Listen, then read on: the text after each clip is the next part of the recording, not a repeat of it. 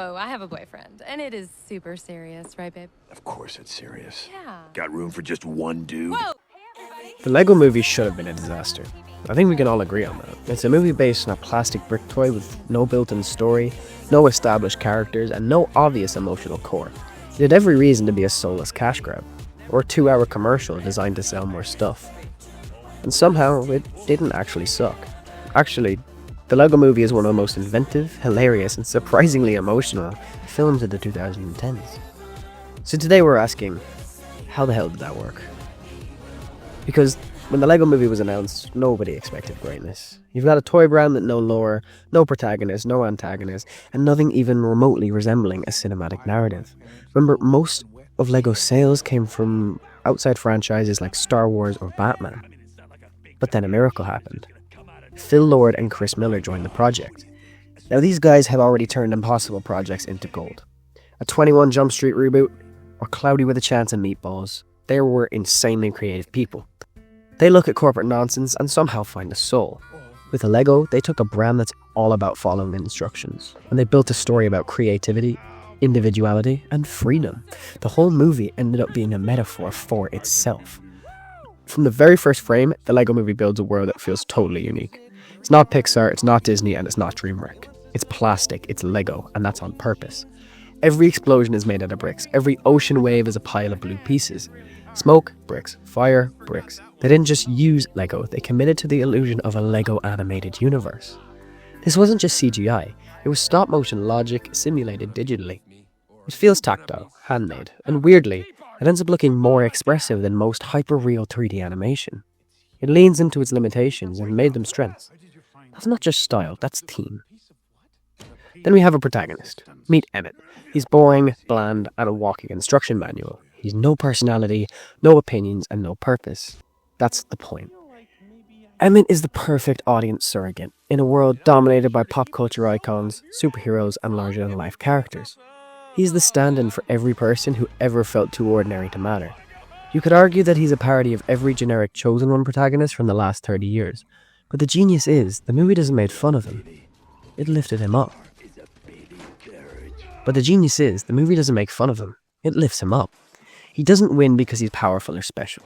He wins because he learns to think for himself. Now, this is where things get nuts. The script for the Lego Movie is dense. Jokes per minute level of dense.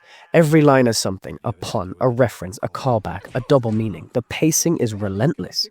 You get Batman, Gandalf, Dumbledore, Abe Lincoln, and Shaq all in the same scene, and it still somehow feels coherent. It's meta without being annoying. It's funny without being cynical. It's emotional without being preachy. That balance is surgical. Lord and Miller wrote a movie that functions on 3 levels at once. A kid-friendly action-adventure, a comedy packed with deep-cut pop culture jokes, and a philosophical parable about conformity versus creativity. And they do it in 100 minutes flat. So we're cruising along in this hyperactive Lego universe, right? Then, the movie just breaks reality. Cut to live action, a real dad, a real kid, real Lego bricks. Suddenly, it's not just about Emmett anymore. It's about boys playing with toys. And a father who lost sight of what that play means. This should not work. It's a complete left turn. Structurally, it recontextualizes the whole movie, and emotionally, it's a gut punch. And somehow, it works beautifully. Will Ferrell, who spent the whole movie hating as President Business, suddenly becomes the human version of the villain. And his redemption hits harder because we've seen both sides of him. The twist didn't undo the story, it actually deepened it. But you've probably heard the song. Everything is awesome. It's obnoxiously catchy. It sounds like a mindless anthem for corporate bliss. But here's the trick. It's satire. It's a brainwashing tool in the movie. Everyone's singing it because they're conditioned to be happy while living under a fascist dictator made of bricks. So when the song comes back at the end, it's reclaimed. It becomes an anthem for real unity, messy, diverse, and a chaotic sense of togetherness.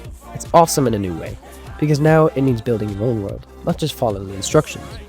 This is what the Lego Movie does best. It hides real ideas under absurd layers of silliness. It plays with its purpose. So let's recap. It's a toy brand with no story, with a lead character with no personality. There's a hyperactive visual style and a massive fourth wall breaking twist. Then there's a pop song that's meant to be ironic and a cast that includes Batman, a unicorn cat, and Morgan Freeman as God. sounds like a recipe for chaos, a disaster, a total mess. But it isn't, because this movie is built with precision. Underneath the absurdity is structure, theme, craft, and heart. It works because Lord and Miller didn't just make a movie about Lego. They made a movie that feels like Lego. Creative, funny, unpredictable, and human. At its core, the Lego movie is about letting go. Letting go of perfection, letting go of control, letting go of the ideas that stories have to be serious to matter. In a time when Hollywood is obsessed with franchises, canon, and shared universes, the Lego movie said, what if you threw Batman into a rainbow spaceship piloted by a pirate robot ghost with a unicorn sidekick? And then it asked, but what if this was also about a boy trying to connect with his dad? That's the miracle of the Lego movie. This isn't just a movie that shouldn't have worked. It's a movie that proves great storytelling can come from anywhere, even a box of plastic bricks. The Lego movie didn't just work, it crushed it. It pulled off one of the biggest surprises in modern animation history, and it did it by trusting its audience. Kids, adults, weirdos, nerds, everybody. It proved that sincerity still matters, that play still matters, that dumb, ridiculous, explosive joy still matters. And if that's not awesome, maybe nothing is. You see, Emmett? A corrupted spirit is no match for the purity of imagination.